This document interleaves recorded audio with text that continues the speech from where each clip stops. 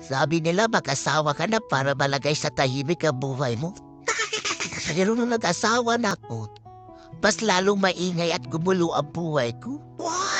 Dahil ang asawa, masarap pakinggan lang yan. Dahil pag alisin mo ang I sa asawa, sawa na. Pag alisin mo pa ang S sa asawa, awa na. Pag alisin mo pa ang asa sa asawa, wa na. At paghihiwalay na kayo dahil wala ng spark sa pag-ibig mo. Ano ba talaga? Nagmamahalan ba kayo o nagwiwildingan? Kaya sabi nila, kapag nasa katwiran ka daw, ipaglaban mo.